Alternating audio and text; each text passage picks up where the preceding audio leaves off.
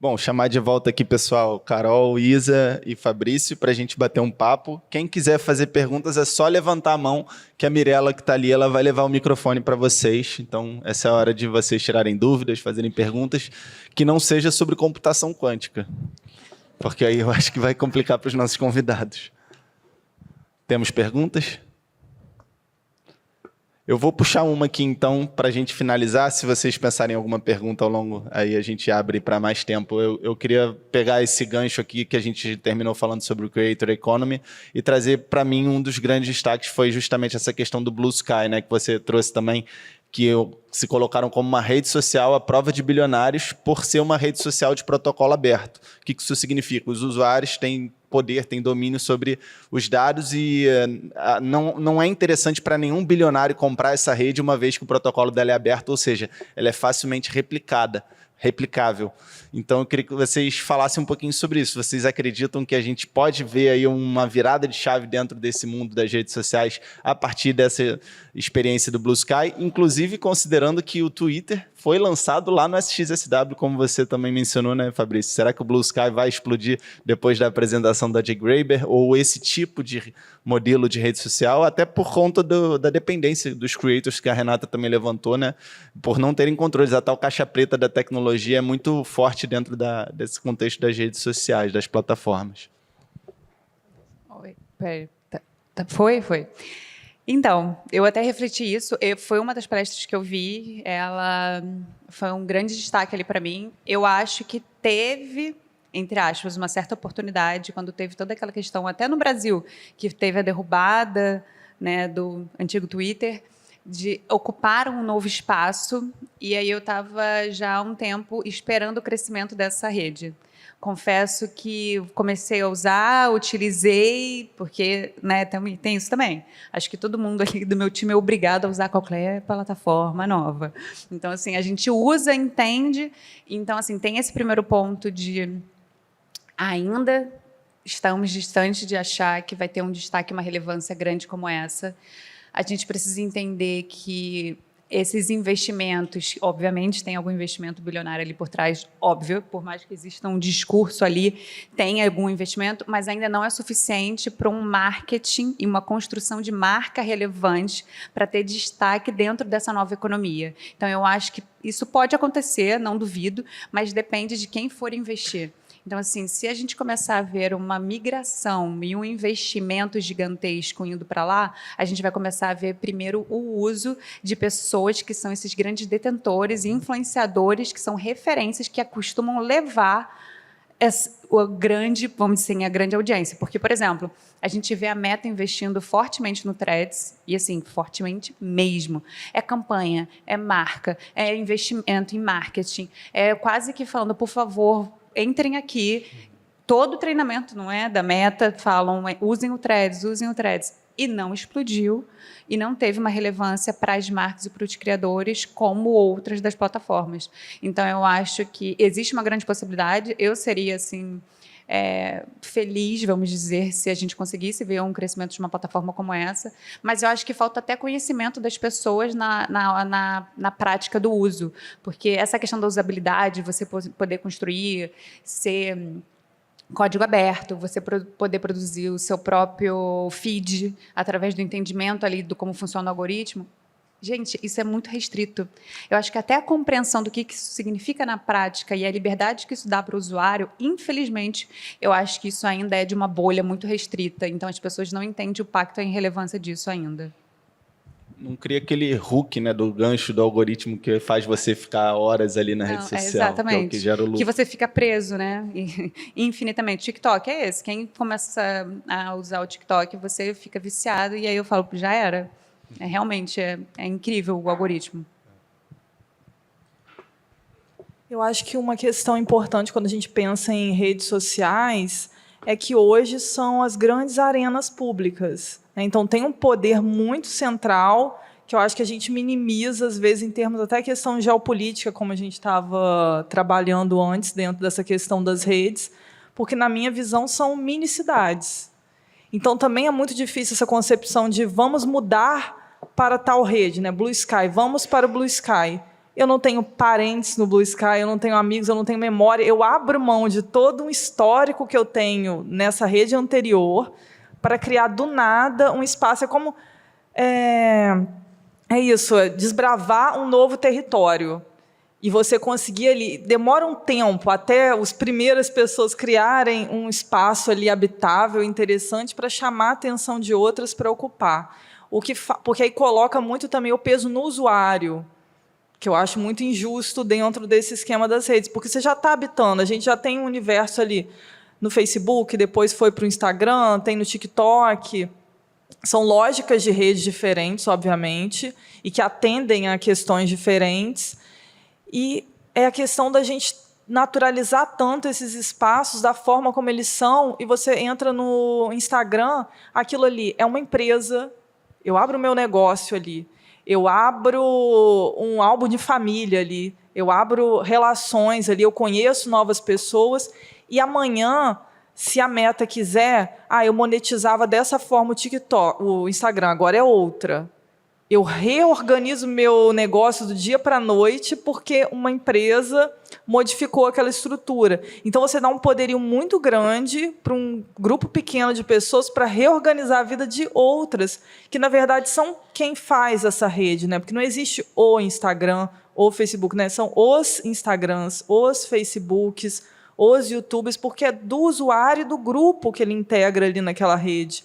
Então, acho que tem várias questões para a gente pensar, e quando a gente pensa em geopolítica das redes, a gente pensa em coisas muito grandes, mas o nosso cotidiano ali, nesse fazer, no que eu posso, em como eu interajo, né? A gente falou de WhatsApp, Telegram, tudo isso que está na nossa rotina, isso é geopolítica. Isso é, você vê a última grande notícia aí em relação a isso, de um jornalista que foi inserido sem querer num grupo aí sobre questões de sigilo internacional dos Estados Unidos. Isso é um símbolo do que a gente é, uma coisa tão provinciana ali do grupo de WhatsApp, criou um grande vazamento geopolítico. Então, é uma coisa muito, na miudeza, que a gente vê a força, né, desse ecossistema de redes que a gente tem hoje. O meu trabalho da dissertação foi sobre o Instagram, na época, na antropologia, na época não tinha trabalho sobre o Instagram, era até não era tão bem visto, né? Falar sobre redes sociais, né? Como é que eu pesquiso dentro da internet e tal. E eu acho que um ponto muito importante é entender também que, uma vez a rede social é criada com um objetivo, mas quando as pessoas entram, elas transformam essa rede. O Instagram é um grande exemplo disso. Ele foi totalmente transformado. Ele foi criado para ser... acho que algumas pessoas assim, mais da minha geração vão lembrar do quadro de cortiça que a gente tinha no quarto quando adolescente, né? Que era onde você botava as suas fotos. O Instagram foi criado para ser isso. Hoje ele é uma rede de negócios, né? Mais do que uma rede de imagens, né? Do que uma rede social, ele é uma rede de negócios. As pessoas têm negócios ali. Até quando teve o posicionamento do Mark Zuckerberg, muitas pessoas queriam sair, mas falavam, não posso, porque minhas relações estão aqui, meus clientes estão aqui, né? Os meus colegas de trabalho estão aqui, a mesma coisa do Facebook, que muita gente nem entra mais no Facebook, mas não abandona, porque a minha família está aqui, minha mãe usa o Facebook, aqui é onde eu consigo ver os aniversários dos meus amigos, né? Então, eu acho que tem isso, eu acho que tem essa coisa que a Isabela falou, né? De ser muito difícil essa passagem, né, para outra rede, porque você tem que avaliar. Acho que até em alguns momentos as pessoas ficam assim, a gente já viveu algumas redes, né? Que legal, vou entrar, vou experimentar e tal, mas você acaba não ficando, porque precisa de algo mais para você ficar ali, né? E também pensar nisso, que as pessoas vão transformar aquela rede. Então, ela pode ter ótimas ideias sobre a rede dela, de como vai funcionar, mas ela pode ter certeza que as pessoas, quando entrarem ali, elas vão acabar transformando em outras coisas. Eu acho que tem 3 pontos aqui do Blue Sky, né? Que uma rede ou alguma startup, algum negócio digital precisa atender, né, para prosperar. O primeiro é o modelo de negócio, né? O Blue Sky não tem um modelo de negócio hoje claro. E aí eu vou lembrar o Snapchat. O Snapchat surgiu como uma febre no meio dos anos 2010, que inventou os vídeos curtos, né? E não tinha um modelo claro de negócio. Como é que o Snapchat monetizava? Explodiu e, de repente, quando começou a monetizar, o Zuckerberg já havia comprado o Instagram, havia comprado o WhatsApp, já estava consolidado com o Facebook, sem falar de todo o ecossistema que ele tem. Ele pegou a ideia do Snapchat, dos vídeos, né, curtos, que se autodestruiu em 24 horas, e embutiu no WhatsApp, no Instagram, no Facebook. Trucidou o Snapchat, que era uma companhia estanque, que não tinha um modelo de negócio claro. O Zuckerberg podia queimar, né, dinheiro, atenção, esforço das equipes e mitigar. Né. Acabou que, não sei se alguém usa os stories do WhatsApp, né, certamente tem uma adoção muito menor, que não virou um modelo de negócio claro, que é no Instagram. Então, o Blue Sky não tem esse modelo de negócio, não tem um ecossistema, como a Amazon tem, como o Google tem, que era um problema também do Twitter. O Twitter foi ficando ensanduichado entre 3 gigantes, entre 4 gigantes, e o Twitter foi encolhendo. Aí o Twitter aumenta o espaço de postagem, aumenta o número de caracteres, coloca vídeo, e o Twitter lançou uma ferramenta de live, que era o Meerkat, eu acho, uns anos atrás, que também não aguentou. Então, um modelo de negócio para um negócio digital, para uma rede social, é fundamental. O segundo é atender os 4 quadrantes, que a Renata conhece muito bem, né? Tem que irritar alguém, tem que fazer alguém rir, tem que fazer alguém chorar, ou tem que fazer alguém se emocionar. Quando você lança uma rede social do bem, a gente teve o Mastodon um pouco antes do Blue Sky, se a tua rede ela é flat, ela não irrita ninguém, não tem hate, não gosta de hate, sem apologia ao hate, mas não vai. É difícil, né? Então, tu já tem um problema que tu não sabe fazer dinheiro, as pessoas não estão ali, e aí o terceiro problema é o crucial, que é a adoção das pessoas. Se não tem gente, não tem atenção, se não tem atenção, tem dados, se não tem dados, não tem dinheiro.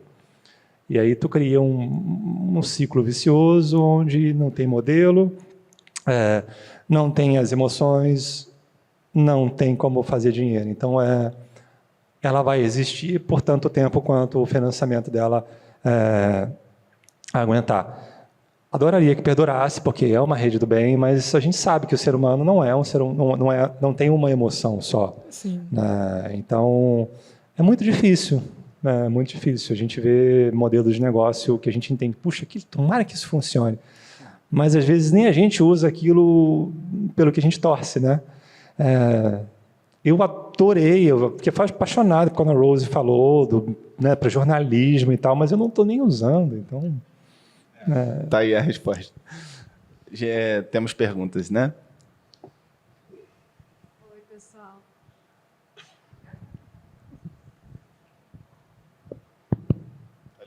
Tá ligado. Tá bom.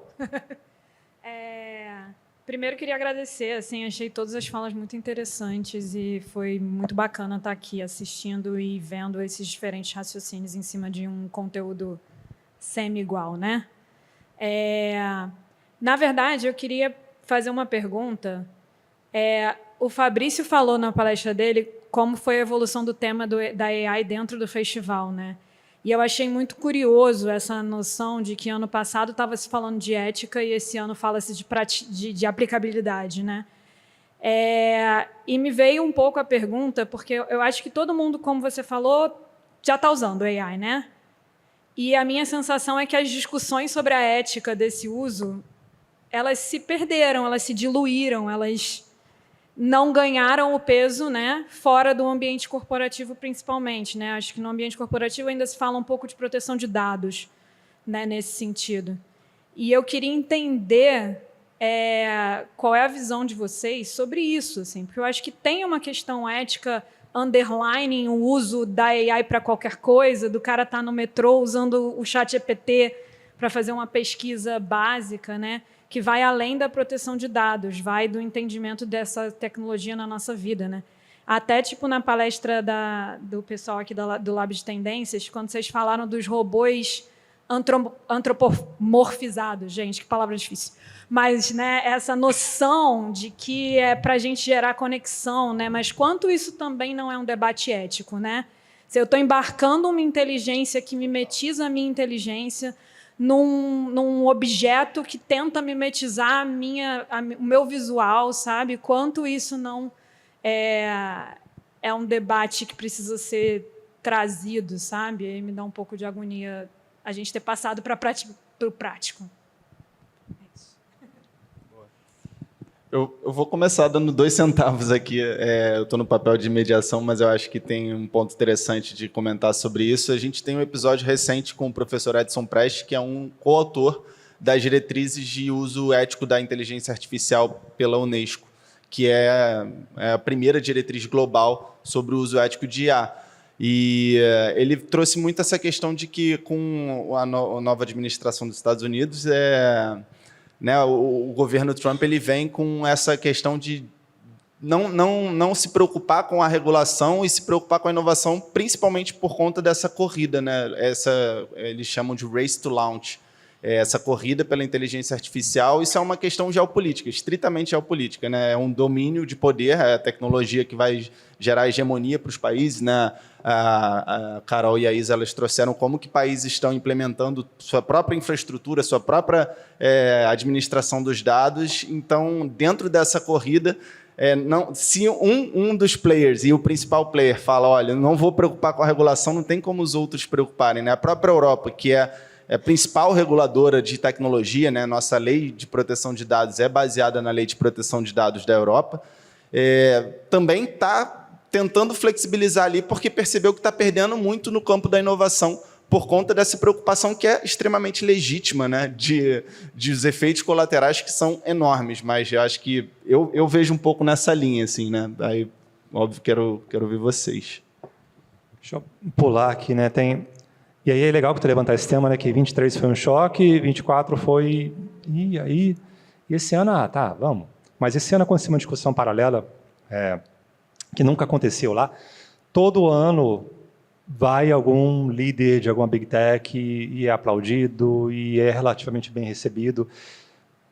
Eu lembro do Sam Altman, da OpenAI. Nossa, chegou aqui o Messias, sabe? Em 23.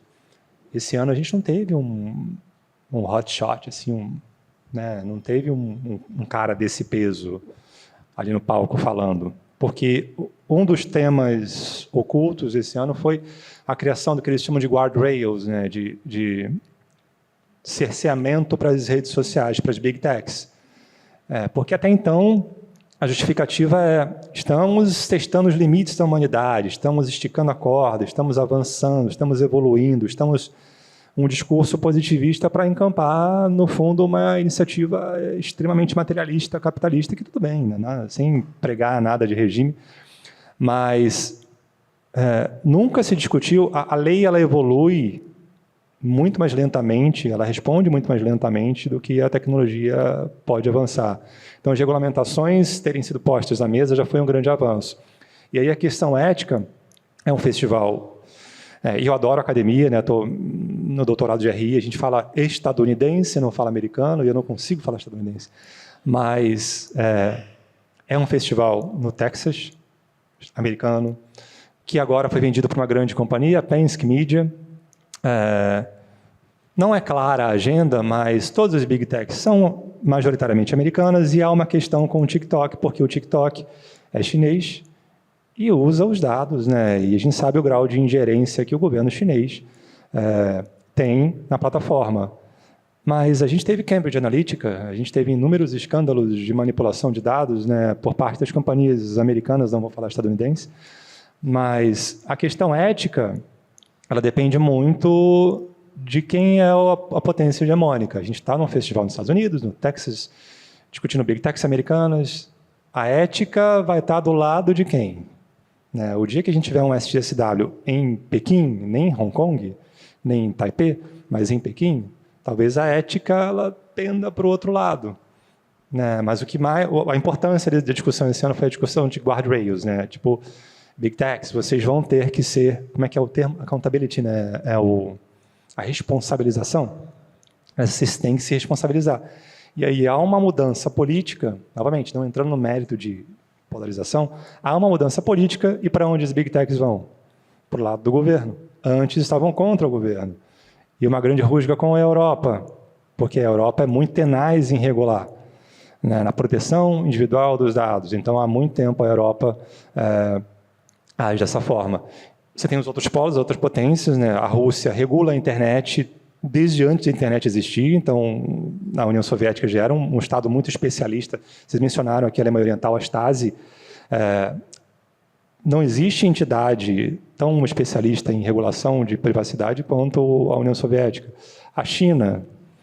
Então, são entidades que não permitem essa liberdade, né, nesse nível. Então, quando a gente vai falar de ética, a gente já sabe muito bem onde essa conversa vai acabar. Agora, em termos de lei, ainda é possível avançar alguma coisa para torná-los responsáveis. Hoje, acho que foi ontem que o Guedinho falou na Globo News, se eu vou na padaria e falo que vou matar alguém, eu sou responsável, se eu coloco na revista, a revista é responsável. A Ágora, a praça, também é responsabilizada, a plataforma. Na rede social, não? Então, a discussão vai acabar jogando a responsabilidade para os legisladores. Mas a questão da ética não vai evoluir muito, né? É uma questão que eles tocaram sobre a ética ser um grande desafio, exatamente o que o Fabrício falou, que é a questão da cultura, né? Que você tem que levar em consideração a cultura de cada local. Então, você está... O que é ética? Né? Partindo de que ponto? Porque se eu estou em culturas diferentes, a gente vai falar também de questões diferentes, né? Então, como que a gente vai regular isso? Eles falaram de um ponto de vista de ser um desafio, né? Não um impedimento, mas um grande desafio, exatamente por isso. A gente não pode pautar o mundo todo, né, por apenas uma cultura que é hoje quem está liderando aí nesse campo aí das Big Techs. E só para complementar, um ponto que tem total sinergia com isso é a questão da regulamentação, né? E que vocês mencionaram, mas assim, um ponto que eu vi que foi muito abordado é o uso está muito mais acelerado do que a necessidade de regulamentar. Então, acontece que todas as plataformas já estão utilizando e querem estar à frente disso, assim como os grandes monopólios querem estar à frente dessa tecnologia, assim como as pessoas também já querem usar antes de pensar sobre isso. E aí até a discussão sobre a utilização dos nossos dados, ela não está onde ela deveria estar, e a discussão do que está certo e o que está errado e a responsabilidade dessas plataformas terceiras que estão publicando aquilo ou pegando esses conteúdos ou essas ferramentas que estão tendo acesso a todas as informações. Ou seja, o mundo está muito mais acelerado do que ou coisas que deveriam ser muito mais importantes e relevantes, que seriam essas pautas que a gente deveria não só discutir, mas conversar anteriormente, para depois a gente chegar nesse momento. E aí, ao meu ver, infelizmente, já atropelamos esse processo. Ou alguma coisa vai precisar acontecer para alguma tomada de decisão, alguma tomada de decisão também acontecer, ou a gente vai ver, na verdade, algo muito pior a partir disso daqui para frente, né? Como a gente viu quando o ChatGPT veio a público e essas grandes empresas, grandes pensadores organizaram, vão fazer uma carta e pedir parem a inteligência artificial, que é uma ideia assim, delirante no mundo que a gente tem hoje. E muita gente que produz isso fala, pare, quem vai garantir que essas pessoas estão... Como é que você controla todo mundo que as pessoas vão parar? Depois que aquilo foi para o mundo, é do mundo. E eu acho que o mais interessante desse avanço cada vez mais ostensivo da tecnologia é que, de novo, nos escancara como humanos. Por que ética é essa? Tanto dos produtores quanto nós, dos usuários também. Errado, a inteligência artificial usa dados dos artistas, usa dados de não sei quem para produzir as coisas. Mas eu quero a minha imagem do Estúdio Ghibli. Dane-se. Então eu vou lá fazer, entendeu? Eu quero a minha imagem de não sei... Vou fazer... E aí a gente vai perdendo um pouco desse critério porque o uso é muito atraente, né? A experiência do usuário é irresistível. Então a gente se escancara também na nossa ética particular, né? A ocasião faz o ladrão.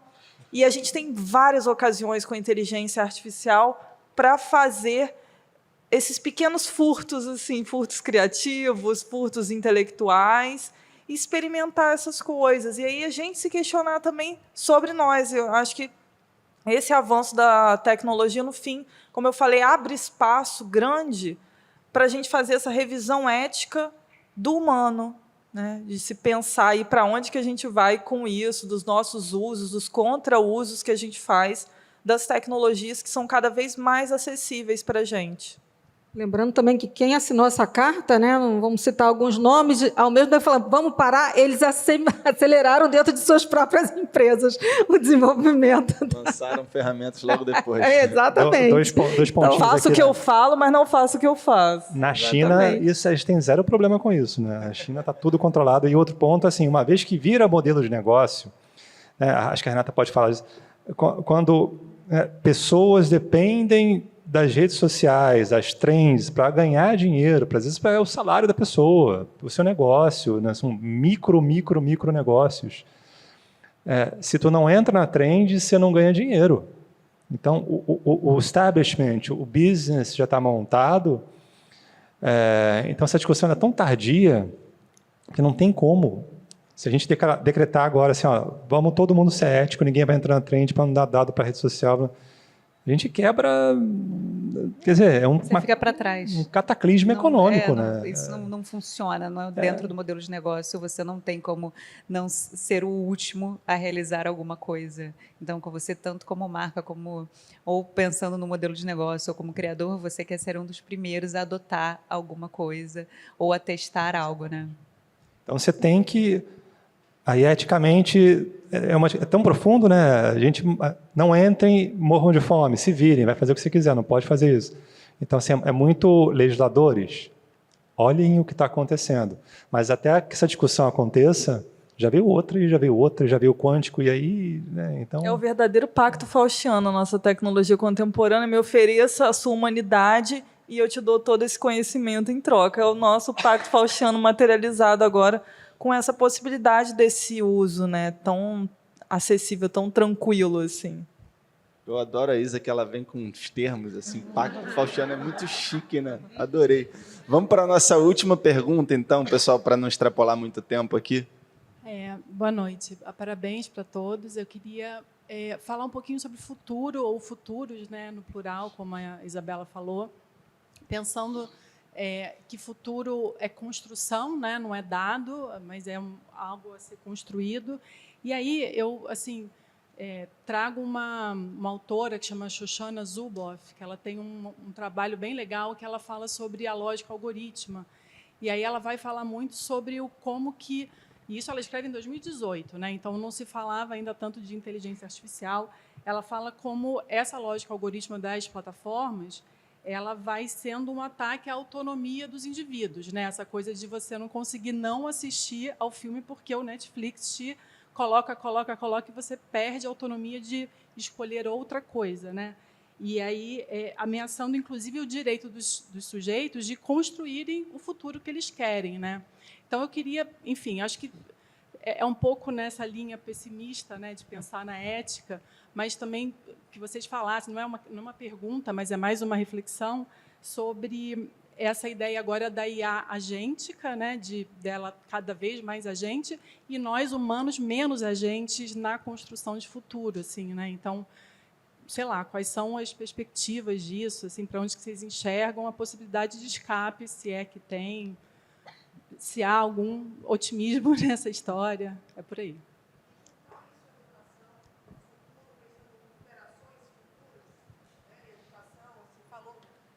Juntando um pouco com isso, a educação, apareceu algo sobre a educação, falando de futuros e gerações futuras, né? Nesse cenário que ela trouxe. Vou começar até por um ponto que eu acho que é relevante, tem a ver com o algoritmo, que é o seguinte, que a gente precisa refletir, se é a gente que dita para o algoritmo o que a gente gosta ou é ele que dita para a gente o que a gente gosta. Então, se a gente for refletir sobre o poder de uma inteligência artificial, a partir disso, talvez o impacto seja muito maior do que a gente imagina. Então, assim, o algoritmo ele vai sendo alimentado por aquilo que a gente está dizendo e por aquilo que a gente está, de fato, construindo e fazendo e apontando para ele. É como se ele pontuasse cada ato nosso ao consumir aquilo.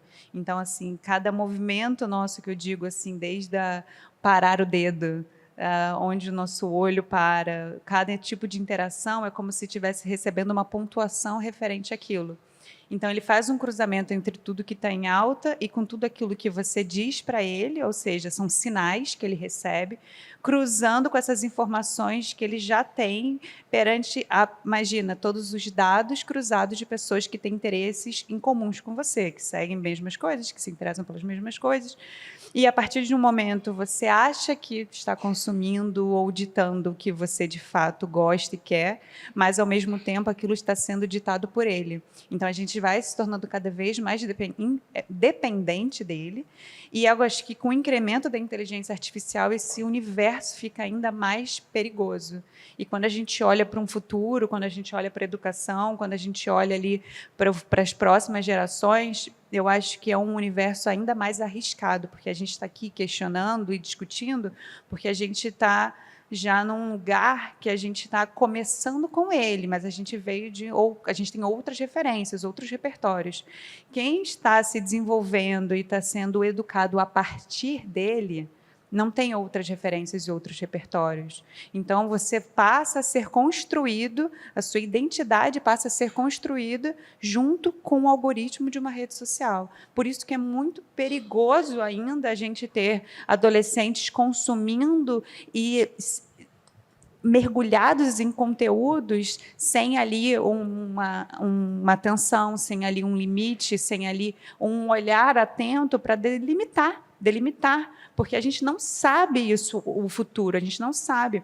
Essa geração que está nascendo agora, ela vai crescer com inteligência artificial.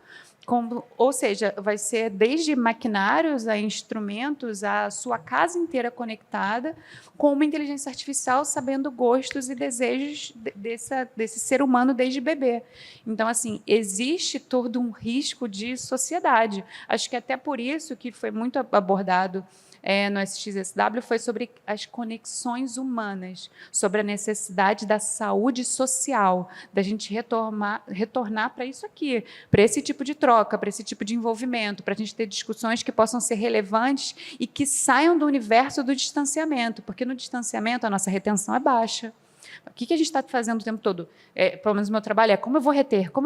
Vou reter essa pessoa, o que eu preciso fazer? Então, assim, a retenção é baixa, as discussões, às vezes, são superficiais. Então, a gente precisa voltar para isso, para o humano. E aí são as características nossas, que a gente até fala, que a Brené Brown falou bastante, que são as características humanas, mas a gente tem que resgatar elas. Que é isso, a nossa preocupação com o outro, a nossa empatia, como é que a gente vai criar essa futura geração que está nascendo agora, porque está ainda no campo de debate, mas, como eu falei, já fomos atropelados. Não foi regulamentado, já fomos atropelados. Então, eu acho que ainda está num momento que vai depender muito mais do indivíduo para depois ter impacto no coletivo. Então, é como a gente vai fazer com quem está ao nosso redor e com a gente mesmo. Porque eu, por exemplo, estou falando tudo isso, mas assim, o chat sabe a minha vida inteira, entendeu? É ironia. Eu mando meus exames antes de ir na médica, para ter certeza da opinião. Então, assim, e ele sabe tanto o meu tom, que eu estava até brincando, que ele fala da minha energia. Eu falo assim, gente, ele fala assim comigo, boas energias para você. Então, assim, ele realmente me conhece. Ou seja, existe uma preocupação latente e necessária, mas a gente não está agindo em relação a ela. É isso que você falou, Renata, é bem o exemplo da teia cultural, né? A gente produz a ferramenta e a ferramenta nos produz ao mesmo tempo. Então, eu crio aquela plataforma. E por mais que a gente tenha, porque aqui a gente tem um certo know-how sobre dados, sobre como funciona, e você é capturado, é inevitável você ser capturado. Então, calcule quem não tem nenhum letramento sobre isso. Não tem como. Se você sabendo, você mergulha, e sem boia, sem paraquedas, sem nada, e a gente vai com tudo. Então, esse momento é sensacional para isso, né? É péssimo, assim, eu como Isabela, fuja para as colinas. Eu como cientista social vou falar, gente, é agora para pegar uma lupa e olhar, porque a gente vai ver todas as estruturas da sociedade dançando. Então você vê tudo aquilo que nos funda como sociedade se reorganizando, porque a gente está nesse momento de reconstruir, de repensar, tá, beleza, tem isso tudo aqui, o que a gente vai fazer com isso? Né? Porque a gente esquece que a gente que dita o que vai ser nesses futuros, essas coisas, a gente, em algum momento, se organiza e dita, a gente vai para cá como grupo, a gente vai para lá como grupo, a gente quer isso, ou a gente quer a inteligência artificial até aqui, a gente quer os robôs em casa, mas até aqui, ou na escola, mas até aqui a gente quer a educação até aqui envolvida com a tecnologia, as crianças crescendo até aqui, que agora a gente está num grande laboratório social, ao vivo, aí, o tempo todo, entendendo o que vai rolar com essas interações, né? Aí, quando entrou a inteligência artificial, tira das escolas. Ah, não, mas volta. Volta mais assim. Ah, não, mas tira tudo. Tira celular, põe desse jeito. Né? Então, o tempo todo a gente está numa negociação para ver o que vai rolar, o que não vai rolar, mas são experimentos sociais em tempo real, a céu aberto, aí, continuamente, para a gente entender o que a gente vai fazer e vendo aí, ao longo do tempo, os efeitos. Né? Então, tem o livro Geração Ansiosa, para falar dessas pessoas que estão crescendo aí envolvidas com isso. Tem o termo que foi destaque ano passado, do apodrecimento do cérebro, que é o que está acontecendo com a gente agora usando essas redes.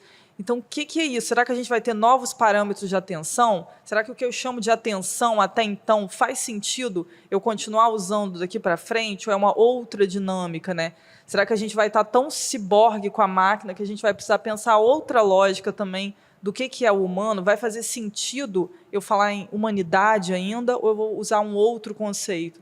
Então, são questões que a gente tem que abrir para se perguntar também. Porque, às vezes, a gente olha para coisa muito fechada, né? O que vai ser a escola do futuro?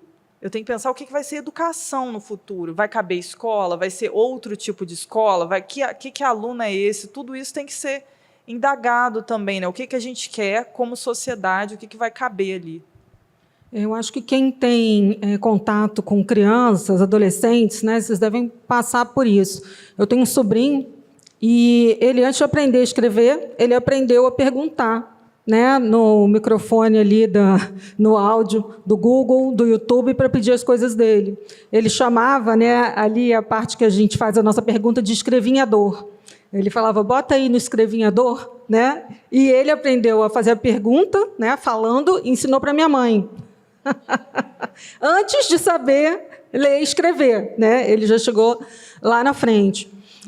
Ao mesmo tempo, eu acho que tem uma importância muito grande da gente desenvolver o pensamento crítico, tá? Para todos nós, para as crianças, para os adultos. Porque, assim, por exemplo, ele faz uma pergunta para o Google, né? O Google responde, ele falou, mas o Google disse isso. Eu falei, não, Google, eu estou te dando opções. Não quer dizer que essa opção que apareceu seja a melhor opção. Veja as opções que ele te deu e você chegue, né, a um pensamento a partir disso. Não pegue só o que ele entregou, mas, para ele, aquela é uma verdade absoluta. Não, o Google já me disse... E agora o Google tem a inteligência artificial, né? Então, já te traz aquela resposta. Mas a gente tem que pensar que a inteligência artificial, né, eles também erram, né? Existe a alucinação da inteligência artificial. Eu, por exemplo, fiz uma pergunta para o ChatGPT sobre, não me lembro agora, acho que eram sobre os livros, né, que estavam sendo vendidos no SXSW, porque eu não conseguia lembrar de todos. Gente, ele botou livros maravilhosos ali, mas nenhum era um dos livros que estavam sendo vendidos. Ele inventou.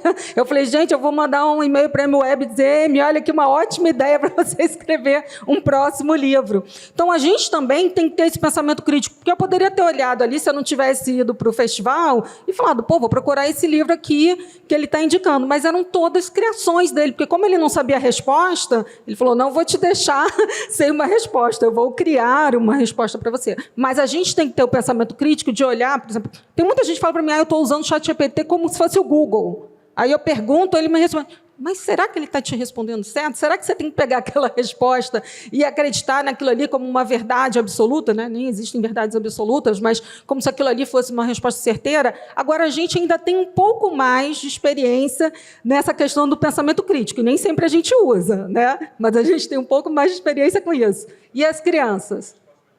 E as próximas gerações, exatamente. Pegou aquela informação, praticamente aquilo ali para aquela pessoa é uma resposta correta, né?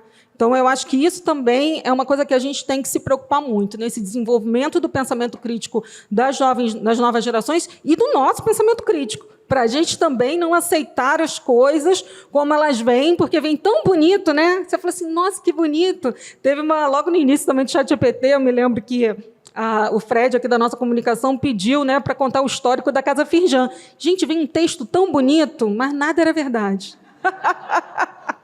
A gente falou assim, poxa, vamos guardar, né? Pode dar boas ideias para a gente aí para o futuro. Então, eu acho que essa questão do pensamento crítico aí vai ser muito importante nisso que a gente está falando das próximas gerações, né?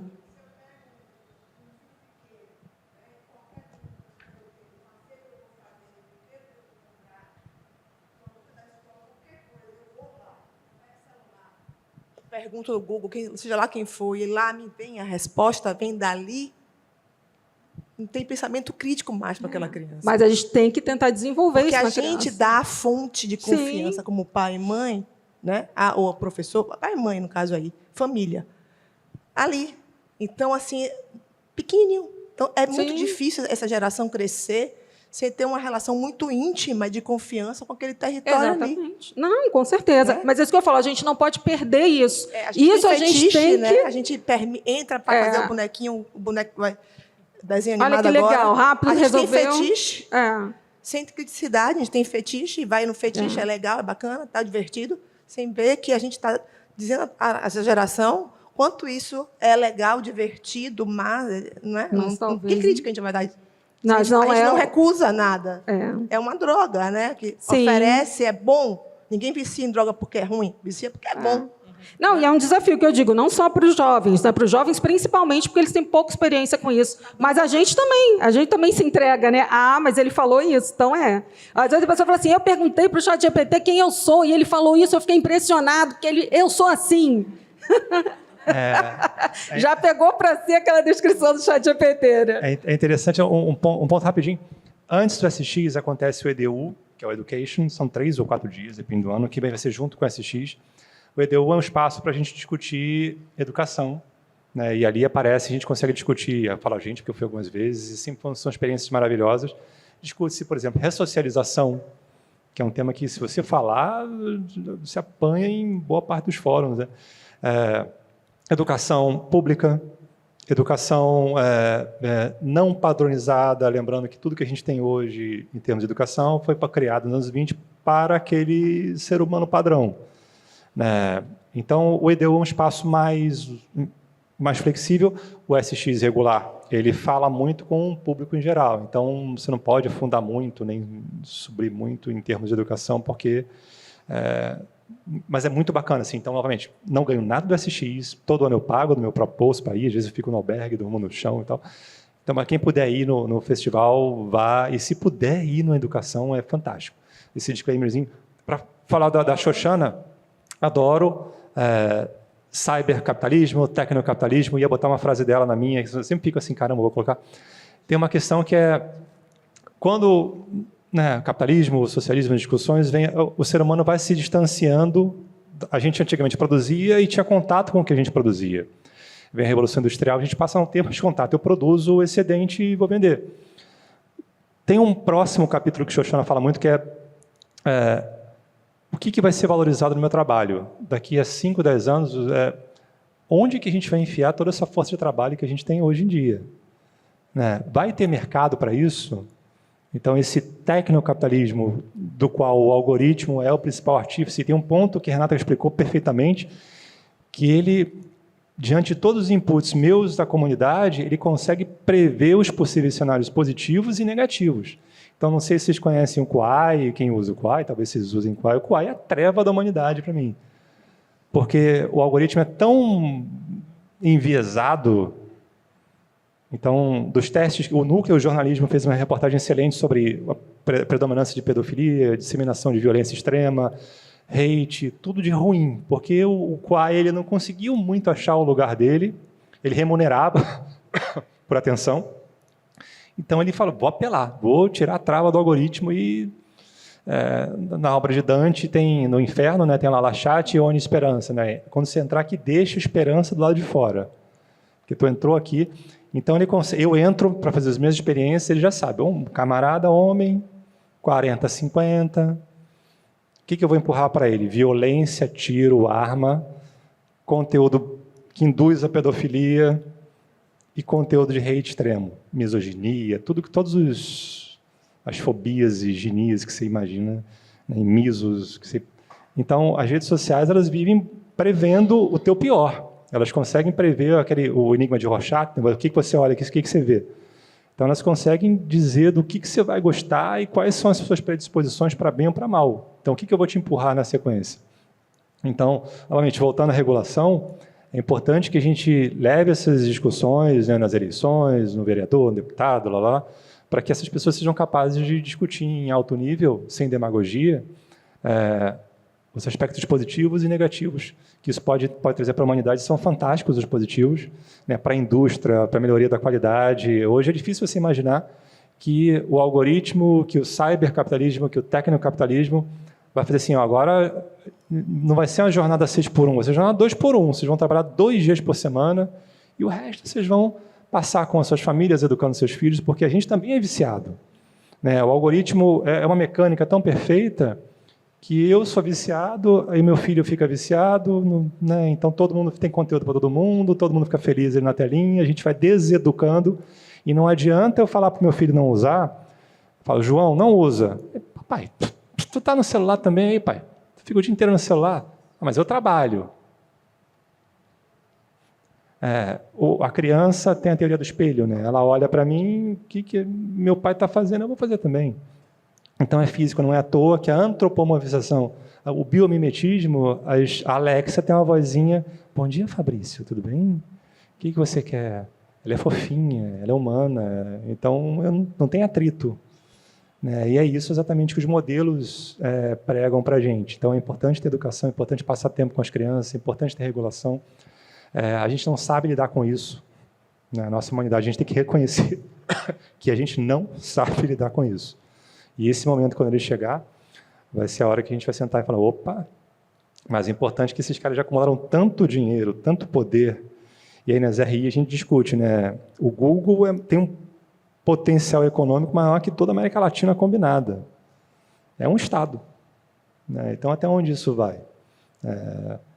Tem uma perspectiva bacana, né? Mas chegou a hora de se discutir isso, né? Em esferas mais maiores, né? É isso aí. Pessoal, foi um tema até, desculpa, Yuri, que foi muito abordado no evento, né? Que era a questão desses futuros, né? Para a gente não deixar esses futuros na mão de outras pessoas. Então, a gente precisa estar nesses momentos discutindo, reivindicando e não deixar as coisas acontecerem à revelia. Né? Esse é o gancho que eu queria para convidar todo mundo para o Festival Futuros Possíveis, que é o grande evento aqui da Casa Firjan, que vai acontecer dia 23 e 24 de outubro. Falha minha, não coloquei um QR Code aqui, mas é só digitar Festival Futuros Possíveis e a gente vai estender várias dessas discussões que a gente trouxe aqui no festival. E tem outros conteúdos aqui na casa, né? É só acessar o Instagram, enfim, dar uma olhada aí nas redes que vocês vão achar muitos conteúdos bacanas. Queria agradecer demais a participação e a atenção de vocês até aqui, principalmente nossos convidados, Renata, Isa, Carol, Fabrício, obrigado demais. Você queria dar alguma consideração final? Agradecer pelo convite, pela presença, pela interação, agradecer pela aula que vocês deram. Foi o máximo. O festival não acabou, né? Olha como é que vale a pena, né? Obrigadão. Valeu. Obrigada, gente. Obrigada, pessoal.